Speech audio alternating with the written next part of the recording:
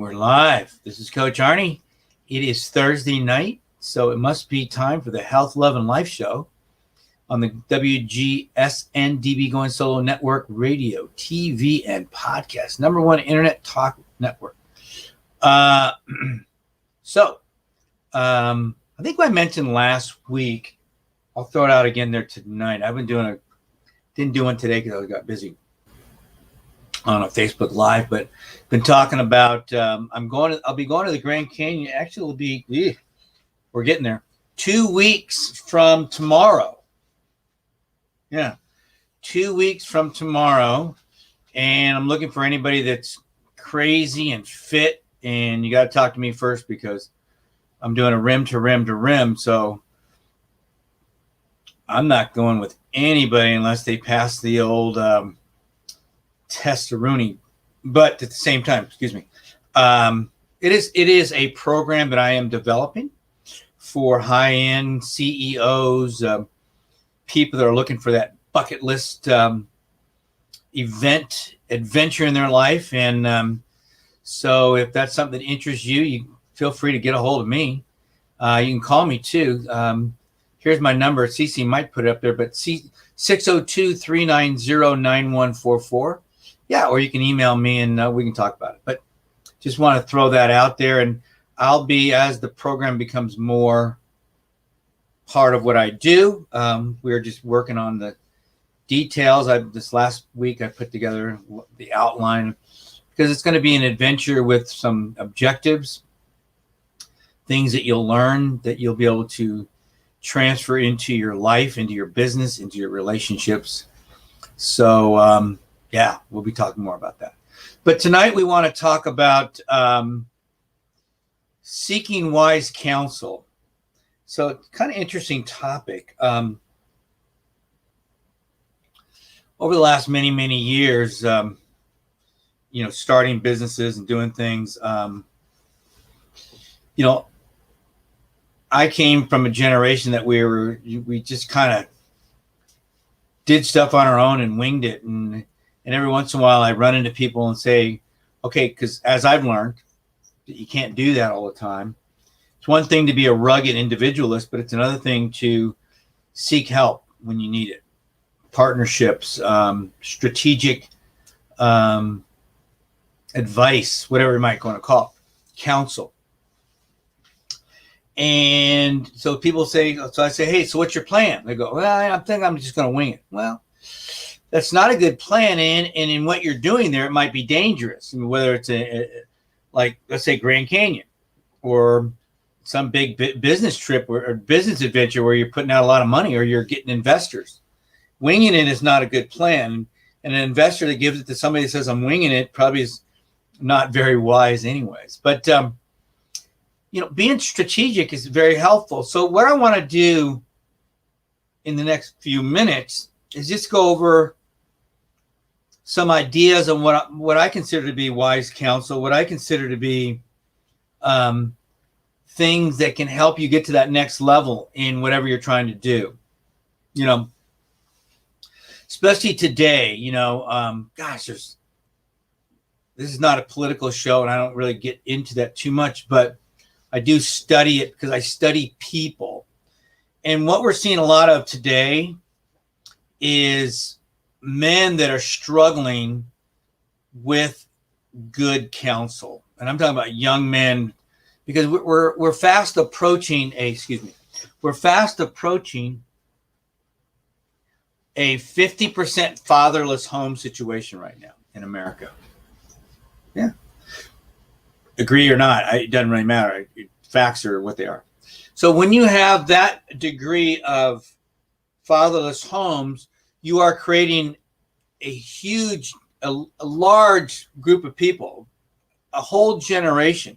Now we're getting into 2 generations because you're getting into the part of the millennials and now the Gen Zers without a strong male figure in their lives. And it's creating a disaster. I had a couple minutes here. I did my show prep. I had a coaching call earlier. So I did some show prep. And then I was watching a couple videos before the show. And I was watching some of the crazy stuff that's going on in our society today. And I'm watching young men who are an embarrassment to men, acting like complete baby. It's almost like the scenario of you call I'll use a live example. I called a health club yesterday because I'm struggling with this health club that I used to, I still belong to it, but I like to go there and use their sauna because I have other accesses to clubs, and it's not available. So my wife had me cancel her membership, and I froze mine. And then they kept putting me on this cycle, this loop of having to talk to somebody because they wanted me to come down there to actually cancel a membership, whereas I could freeze it over the phone, which made no sense, except if you want to try to sell me or convince me, whatever. So I got an actual manager on the phone. At least he said he was, until he needed to solve a problem, and then he put me back into the loop. See, everybody wants to be a manager until there's a problem. See, titles are real annoying to me. Because, see, you may have a title on your shirt or on your office door, but the people that you lead or the people in your organization, they're going to make you whatever that title says. If it says CEO or manager or whatever, your people will make you that. Just because someone tells you that doesn't mean a doggone thing. I remember 40 years ago, I was working at a theater. It was a rock concert theater. We used to have amazing concerts. One of the best places in the country. I mean the country. It was world renowned for concerts. And I had been blessed to work there for a couple of years. And I just kind of kept hanging out because I liked it, paid for gas money. And over time, my friends left, and I brought in some of my brother's friends and some other friends that I knew that wanted to just an easy job watching a show.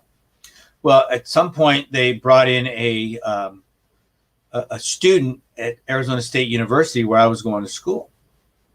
And I won't say any names, but we kind of teased him a little bit. But sharp young guy, my age. And because I was going to Arizona State as well, and but he obviously knew somebody there, and because there was this transition going on, and so they came in and put a badge on him and says, "You're in charge now." And here we are. We've been there, so we know we've been there, and we had this big New Year's concert every year. It was like the biggest show of the year. I mean, we're talking biggest show of the year. 2 shows, packed houses, beautiful place. And I get there like we always do, and we do all the setting up and everything. And he's a no-show. At least we think he is because he's not there. So I'm thinking, okay, Mr. Manager's not here. So I just did what I normally did, and I told everybody what to do because they listen to me. You know, I guess I'm a leader. No, I am. And but I had everybody do certain things, and the owner, and some of you may not know her, but Stevie Nicks, great singer back in the 80s, 70s. She sang with Kenny. No, not Kenny Loggins, was it? No, it was. It'll come to me. Cece, you may be able to. But anyway, Stevie Nicks. Then she was a solo artist as well, but her dad was the owner. So Jess Nicks came up to me that night. He goes, "Hey, Arnie, I guess that's a on what you call on-the-job promotion." I go, "No, not really. We just got a show to do." He goes, "Okay." And I mean, literally, it's 5 minutes before the show start. Lights are starting to go down, and in runs the genius. He runs in there. He's pulling out all this paper. He had a plan, man. He was ready for war. He had a plan. And I kind of very calmly looked at him and said, "We don't need that. We're ready to go. Everybody's set." And he went, "Really?" I go, "Don't worry about it, man. Just enjoy the show. It's no big deal." No big deal. So we had a great couple shows. You know, New Year's, we all got out of there after midnight. And we're going to go out and do our own thing, right? So the manager of the facility called me down. for a meet. You wanted me to meet. And I go, okay. And my brother and some of my buddies were waiting for me. I go, I'll be right back. So I go down there and they go, very nice. They were very nice. And they knew me. They go, Arnie, we love you, man. You're awesome. And everybody loves you here. And everybody follows you. Obviously they knew me, but they didn't know me. I was captain of the football team, blah, blah, blah. It doesn't matter. So they all follow you. They love you. And they said, but we have a problem. I said, what's the problem? Well, I think his name was Mike. We need them to do that to Mike. And they won't do that if you're here. I go, okay, sounds like Mike's problem in my head. And they said, so we're going to have to let you go. I said, whoa, you're going to let me go? Because the guy you brought in can't be a leader?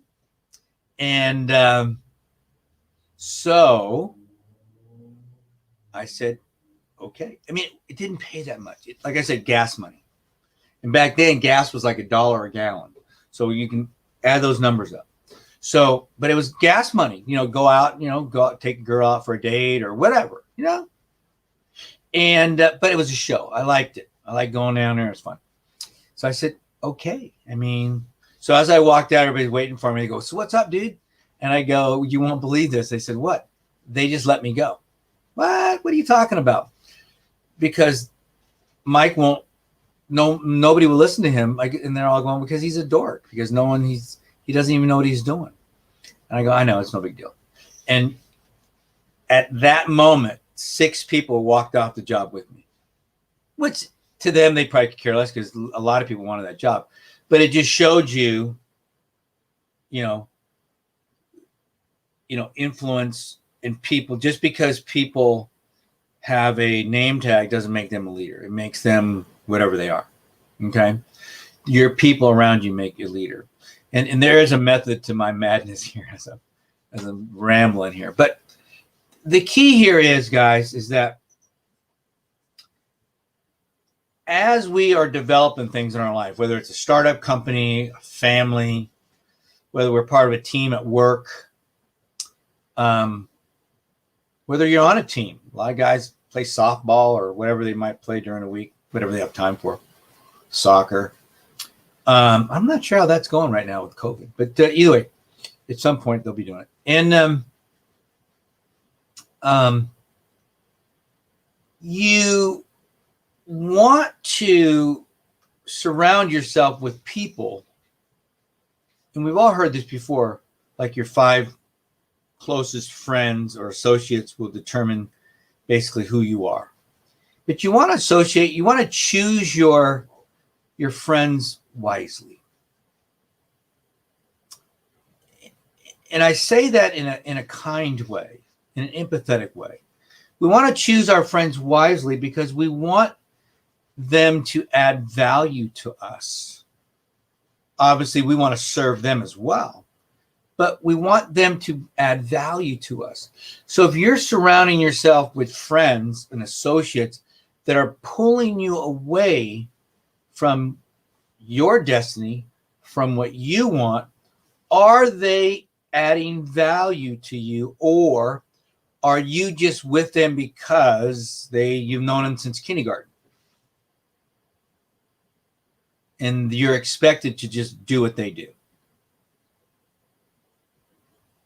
See, as we age, as we get older, grade school, high school, college, work, each level of life that we move through, we're going to meet new and different people. Now, I guess if you're lucky, you'll meet people that will become lifelong friends. I mean, I have a number of friends that after high school, we really lost contact with each other, but we have reconnected a few times after college, and it's like we never lost track of each other. It's amazing because we had some really deep-rooted friendships. And I know in my heart, if ever I needed something badly, they would be there. But we just didn't, because we did such different things. We did such different things. I was a teacher. One was a land developer. One was a a plumber, a welder who built, he built buildings for Intel all over the world. And as you can see, there's not a lot of connection there. But I've met with them. I've done some great things with them since. But that's it. But it's like we've never been apart. How's that? And I guess that's a good thing, because that means that friendship was deep and it was genuine. It wasn't phony. Versus a lot of friendships are developed on phoniness. Somebody wanted something. And that never was. So that's a good thing. It's a good thing. And so I just kind of want to go through some things here that I've jotted down that I think would help all of us put together these band of brothers, these teams, these inner circles, these council of wise men that we all should have in our life. All of us, men and women. And it's not so easy, especially in this day and age when everybody's out there. Gosh, if you're on LinkedIn or whatever, everybody's selling you something. Good grief. It's like you can't even get away from it. I had somebody do that to me today, and I said, "How did you get my number?" She goes, "Oh, well, we sent you a connection on LinkedIn," and da-da-da. I go, "Okay." And she was very nice, and I said, "You know what? You can follow up with me, but I just love how these companies do that." I would have coached them a little differently. I would have said, "Call me up because my number's there, and explain a little bit what they do, and then learn what I'm doing instead of just pitching me." So by pitching me right out of the box, I was kind of interested, but if I wasn't, man, that would have been a quick hang up. But they could have made a friend with me first, and she was very nice. And but they didn't. They just pitched me. And so who knows? I don't know them, but my number's there. So it's funny when people say they can never get a hold of me. My number is right there on LinkedIn. You can call me anytime you want. But when I call people on LinkedIn, let's say they, and we're going to take a break. They're looking at my profile. I just call them and say, "Hey, is there anything I can do to help you? Looks like you came and saw what I was doing." It's like someone looks into your house and says, "Oh, well, let me go see what they want." So that's all. That's what I do. And it's not like I don't try to pitch them ever because it generally doesn't. It's less than 1% of the time that you pitch somebody on the first interaction that you make a sale. So make a friend. All right, we're going to take a quick break. So hang on, everybody, for the GoingSoloMedia.com network and the Health, Love, and Life show.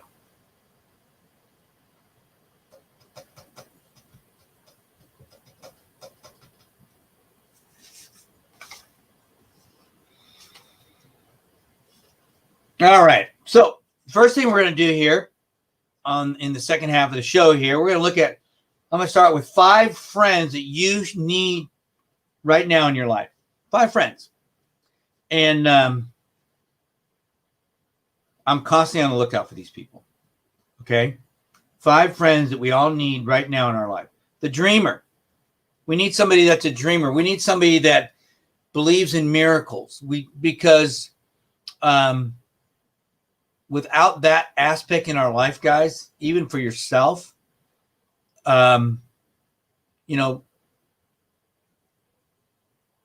pragmatism doesn't lead to miracles. Dreaming does. Thinking without limits does. There was a story many years ago that I read that a engineer of one of the big auto manufacturers, companies like Ford or whatever, Chevy. And this is the day they used to use slide rules. And all the engineers were coming into a meeting, and he had everybody put their slide rules in a box outside the door. Why are you doing that? Because I don't want anybody in there thinking getting their slide rule out, trying to figure out why this won't work. Okay? So we need somebody in our life that's a dreamer. Maybe that's you. And but when you're surrounded by another dreamer or dreamers, man, it's fun, isn't it? It's fun to dream. It's fun. We need that in our lives. We really do. And we need people like that in our lives. So I think that's important, especially in this day and age. I love to tell the story how why is it that a little kid, a child, when they're old enough to talk and kind of love life, not a care in the world, they want to be nurses and teachers and fire, whatever. A lot of times what mommy and daddy are, firemen or astronauts, president of the United States, or whatever they might want to be. And they just say it with confidence. Confidence. I'm going to be a professional dancer. I'm going to play in the NFL. I'm going to be a baseball player. I'm going to be a basketball player. I'm going to be a nurse. And then 10, 12 years later, you ask them and they go, I don't know. They don't know. So what happened in that space? Well, what generally happened is life just pounded that dream out of them. Parents, friends, siblings say, oh, you're a dreamer. That's not going to happen. Nobody in our family does that kind of stuff. You're going to work over there. You're not smart enough. Nobody in our family is that smart. Your family doesn't have those kind of brains. What do you think you're going to do? That's what happens to them. Every time. And it's very sad. It's very sad. So we need a dream in our lives, guys. But we also need that pragmatic driver. That person that says, no, Arnie, you got to go over here. Okay? To get from A, you got to go to B. Quit screwing around. Get over here. Let's go. They got to be logical thinkers. So we need a logical thinker in our lives. We need somebody that's going to be, especially like on an adventure. Hey, quit screwing around. We got to stay on. It's got to stay to the schedule. You can't go there before you go here. I mean, that's for safety, for a lot of different things. But you need that pragmatic person in your life.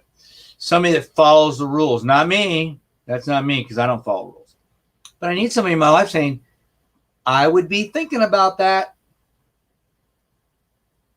Okay? So we need that. We need that dreamer, and we need that pragmatist, that logical thinker that's going to keep us on track. Something we can measure. It's awful hard to measure a dream, a miracle, but it's easy to measure steps from A to B, B to C, and that kind of stuff. Okay, so we need that logical person. We also need a motivator, an encourager. I was on the phone. I think I was talking about the gym earlier, and I was talking to a young man there, and I just wanted some information. He was very nice, and he goes, "Man," he goes, "this is my first day here. I'm learning all this stuff," and I just started pouring on the encouragement to him, pouring it on, and he was so kind, and he was so thankful. He goes, thank you so much for what you're saying to me. It really makes me feel a lot better. Because I could tell he was kind of,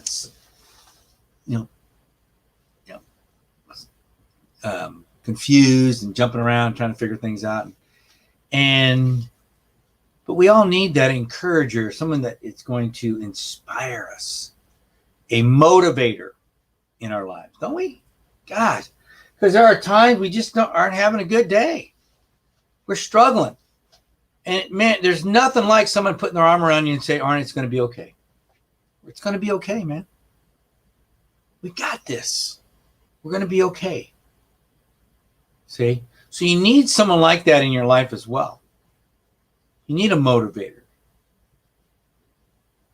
You need that person in your life that's going to pull you up a little bit, give you a little push. It's super important. Because without that inspirational aspect of your team, you're going to have people looking at each other. I mean, you're going to have the dreamer kind of staring at the pragmatist, and the pragmatist kind of shaking his head going, oh boy. So we need that person on your team, in your life, that's always encouraging everybody. It really makes a difference. It really does make a difference. So number 4, we need that supporter. We need the person in our life that just makes us feel safe. You know, I had a friend like that. He passed away 10 years ago. 11 years now. And great friend growing up. He used to go out after football games and have ice cream with him and his dad. And just loved him. Just a wonderful man. And when I was struggling, I'd go over to his apartment and just sit down in his big chair and talk. Because he made me feel safe. And there were times he gave me a few shots, but just made me feel safe, that it was okay. Whatever I told him was going to be okay. He wasn't a rah-rah guy. He wasn't a dreamer. He wasn't really a driver, but he could be, but he wasn't really. He was a supporter. He was my rock.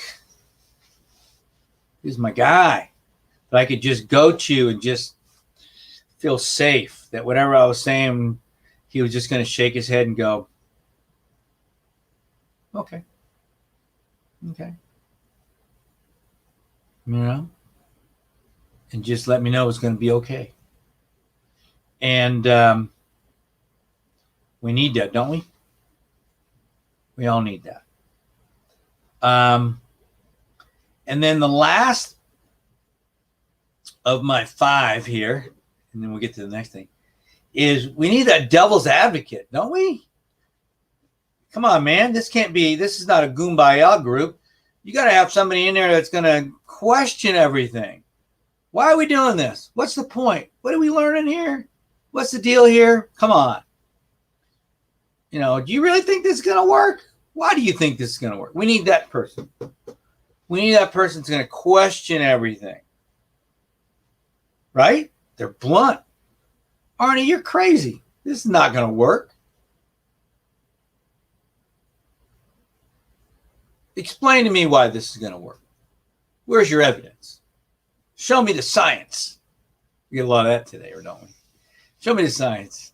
So, well, we need that blunt person in there, don't we? Come on, guys. You know we do. So there's your 5 kind of, it's just a general idea of how you can start to form that team. And as you'll notice, I'm making this kind of arrow here. Look at that. See that? It's an arrow. And we'll get to that in a second. But that's think of that shape when we call that's my inner circle shape. So, because what we're really looking for is the same advantage that the giant redwoods and sequoias. You ever seen those trees? They're up in the Sierras in California and Nevada, the Sierras, the redwood forest and all. These are giant trees. I mean, these trees are huge. And have you ever seen them? Sometimes they're on the side of a mountain like this. I had a book. I think I gave it to somebody. But you have these giant trees on side of mountains. They're huge, hundreds of feet. And they're slanted. You're like, what the heck, man? They're going to fall down. Giant trees. And I always, when I do a workshop, I say, okay, here are these giant trees. Now, they got to have the biggest roots in the world, don't you think? I mean, giant. And everybody's, oh, yeah, those roots got to be deep. You know, it's like a foundation of a building, right? The bigger the building, the bigger the foundation. And then I'd listen to all this and I'd go, nope. their roots don't go very deep at all. And they all go, oh, get you now, you're full of it. You don't know what you're talking about. Uh-huh. Well, here's the deal.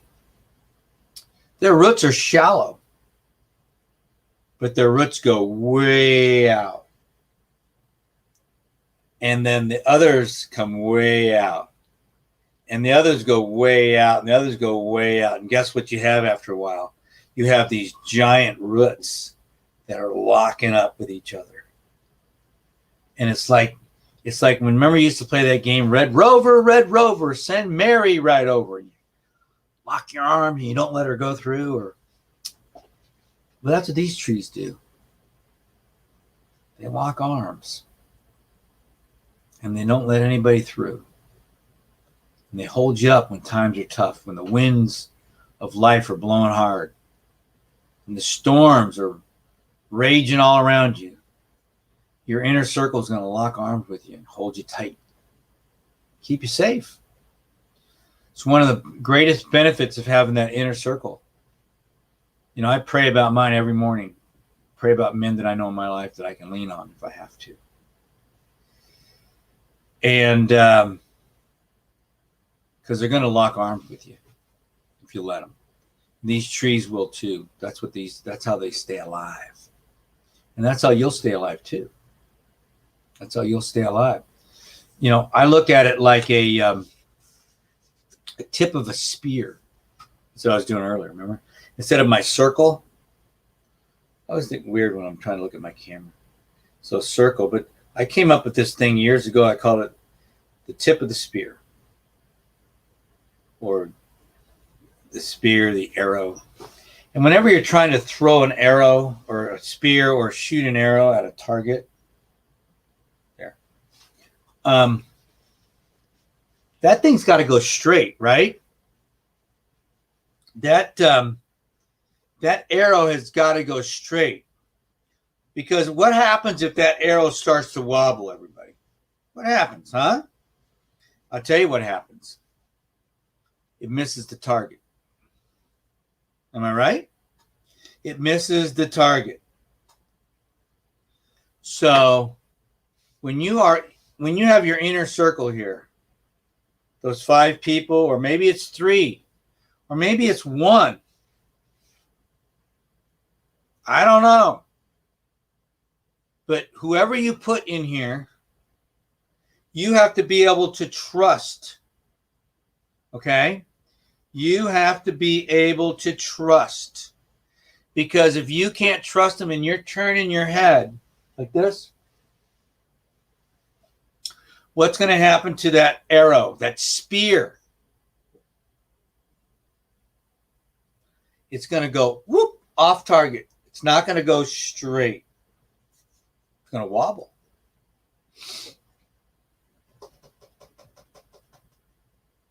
That's right. It's going to wobble. So you want to keep that spear going straight. And the only way to do that is to put people in your inner circle that you can trust. Meaning that their words, their advice, their actions are all intended to help you. It's not intended to throw you off. Now, it can be blunt. Remember, we talked about that. But it's intended to help you. And, or you wouldn't put them in there. So if someone's giving you guys something and you don't want them to, get them out of your inner circle. Then don't worry about them.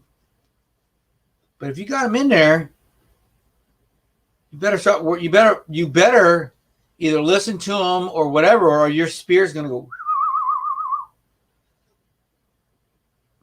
Okay. So now let's jump over here in the next few minutes and finish up with a term that I like. It's called trusted advisor. You know, a trusted advisor is somebody literally that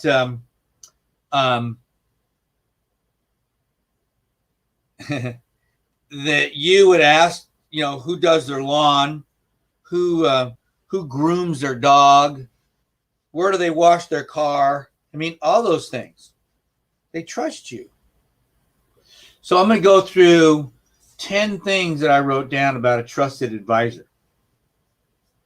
And these are 10 things that you could utilize to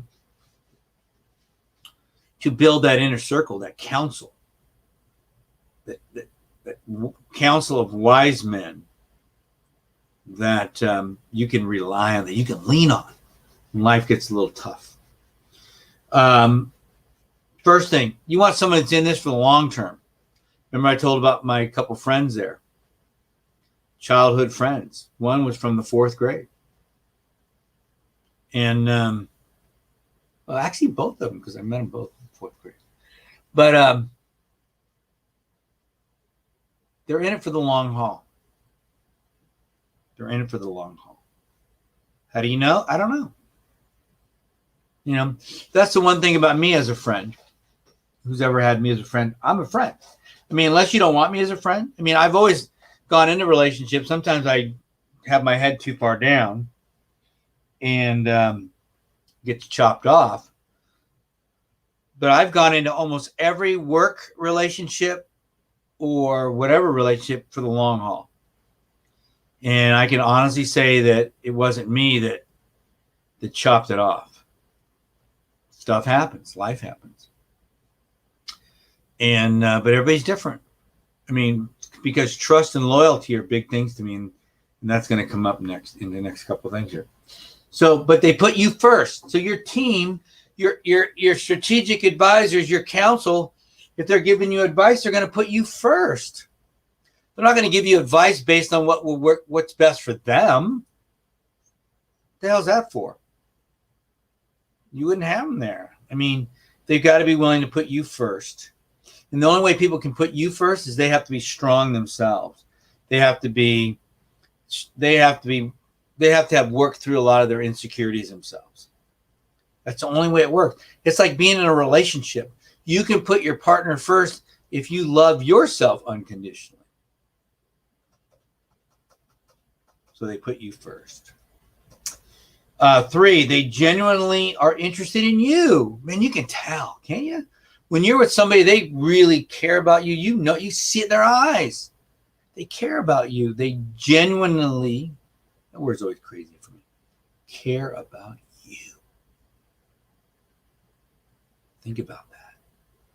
These are the people you want in here. They are empathetic to your needs.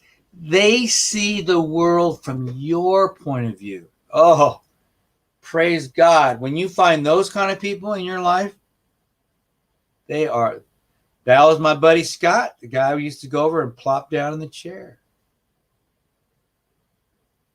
He saw the world from my point of view. He was empathetic before we even started using that word empathetic. He understood. Finding those people is valuable. Finding people that are empathetic to your needs is powerful. And just think the power that you bring to them if you have these kind of skills.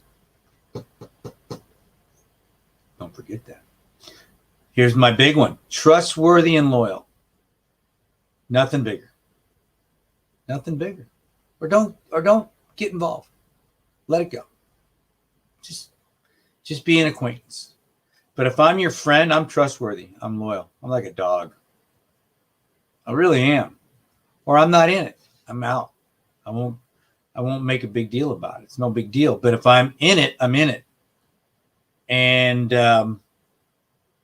it's fun to have those people around because they just make you feel good, which means you can make them feel good as well if you're that kind of person. But trustworthiness, loyalty, powerful. Absolute power. Number 6, credible. What does that mean? Well, they have experience. They're an expert. They have expertise, but they don't go around saying they do. You just know it by their actions, by what they say, how they handle themselves. They're calm. They're controlled. It's like the pit crew at a NASCAR race or an Indy car race. The way they change those tires and put the gas in there. They're not trying to go fast. They're just trying to be smooth. So the person that's credible is smooth. Not smooth talking, just smooth doing. They come across as confident and competent. It's important. Not cocky, confident. Big difference. All right, number 7. They get close. I love this one.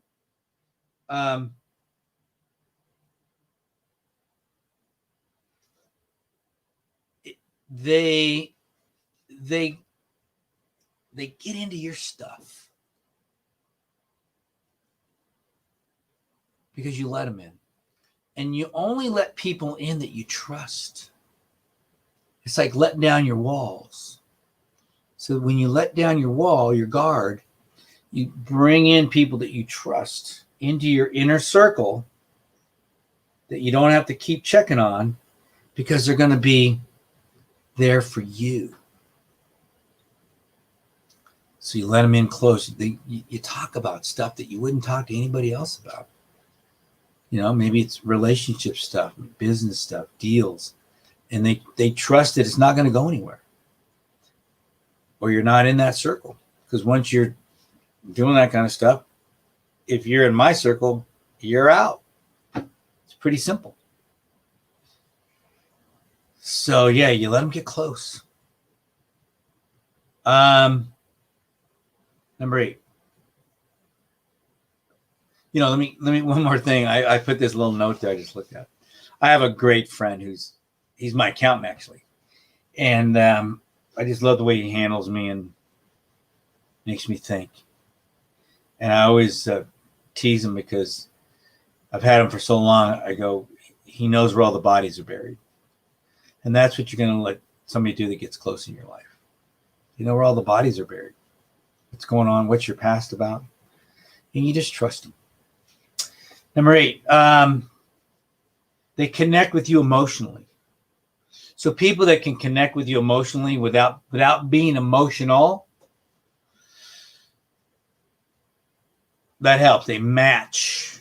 They can match your pace. They can help you to deal with the emotions of life in a way that gives you strength, that gives you confident that things are going to be okay. All right, let's finish this up here. 2 more.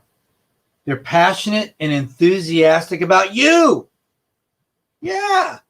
When they're around you, they're pumped up what you're doing. That sounds exciting, Arnie. How can I help you? Man, I got some ideas for you. This would be, why don't we try this? Why don't we try that?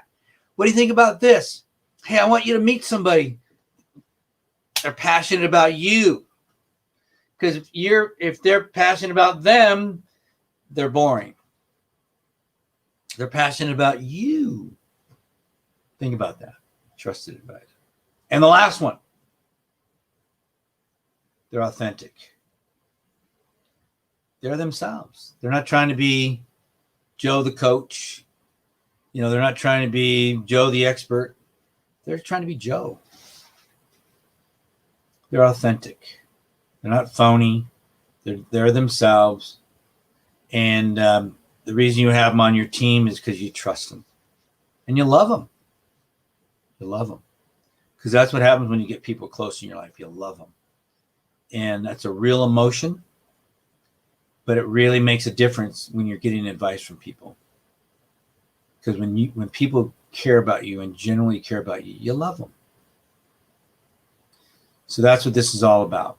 So when we create those teams, those councils of people we trust, it's all about finding the right people that can help you and that love you. And that makes a difference. Because you know why? Because it will elevate you to the next level. All right, guys, I love you. And I'll see you next week. And next week, I'll be 1 week away from the Grand Canyon. See you then. Bye.